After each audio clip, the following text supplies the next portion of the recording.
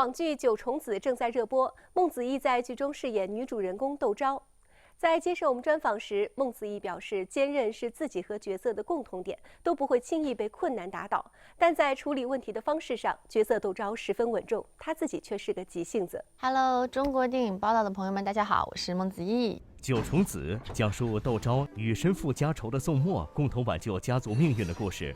为了更好诠释角色，孟子义提前看了很多同类型的作品。我当时刚接触九重子的时候，我会有点担心，因为我会觉得就是我没有涉及到宅斗，我怕我自己斗不明白，你知道吗？当时的时候也去看了一些宅斗的片子，明朝的刘诗诗老师演的《女医明妃传》，谭松韵的那个《锦心似玉》，赵丽颖老师的《知否知否》拿出来看了一遍，然后我觉得就是做的工作还蛮全的。从今日起，我不再是济宁侯夫人。窦昭就是那种非常清醒独立，他还是更想就是过好自己的生活，好好赚钱。你说需要爱情吗？肯定是需要的。你看后面遇到宋墨，他也会被他吸引，然后想要嫁给他。那他一开始嫁给他的时候，跟他讲的是说，我可能不是一个好妻子，但我会是你的好伙伴。我最看不惯你们这些无才无德、趋炎附势之徒。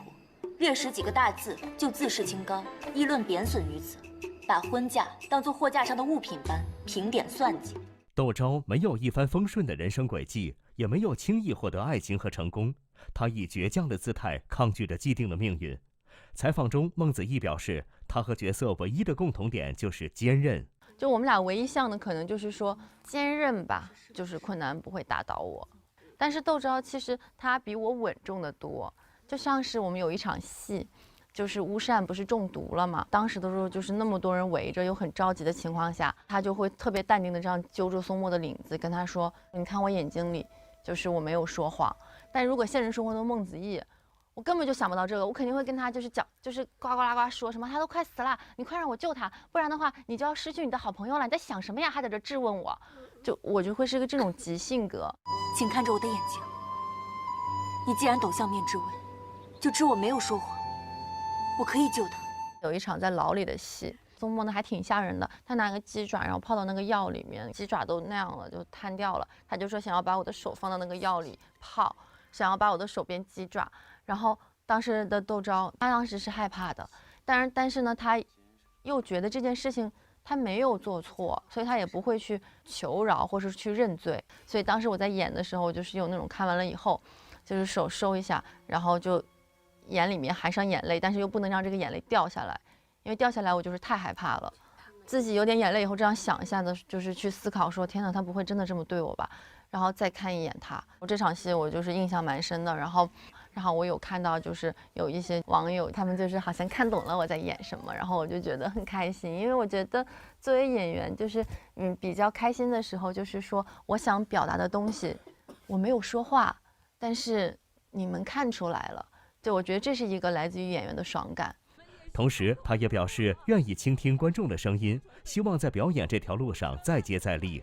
欢迎审判，欢迎审判！我会着一去思考，是否当时在演这一场戏的时候有一些想法的欠缺，或是说是不是我这一段剧情就是理解错了？就这个是以往就是面对有人对我的一些表演某一场戏的质疑的时候，我会去思考的问题。我很感谢那些可以给我提出意见的人，因为我觉得他会督促我变得更好。那可能下一部戏我去规避掉这个问题的时候，可能大家就会发现，哦，他有在进步。从冰雪瑶、金庸武侠世界、云边有个小卖部到九重子，今年孟子义在剧集和电影方面都有新的尝试和突破。采访中，他表示不会轻易接自己没有把握的角色。我也相信演员是有局限性的。首先，你的外表就是会有一些局限性，不管我去怎么装扮，可能大家都就是没有办法去相信的话，就是我会觉得说，那是不是也是对观众的一种不负责任呢？因为我其实是一个产量并不高的演员，九重子那个阶段的我觉得更多的不是说我在选角色，是角色来选我。我觉得我走过的每一条路，都是可以增加我阅历的，它可以帮助到我的表演。我会更加相信，就是说你努力会有意义的。从今年开始，我相信到未来我会是一个非常高产的演员。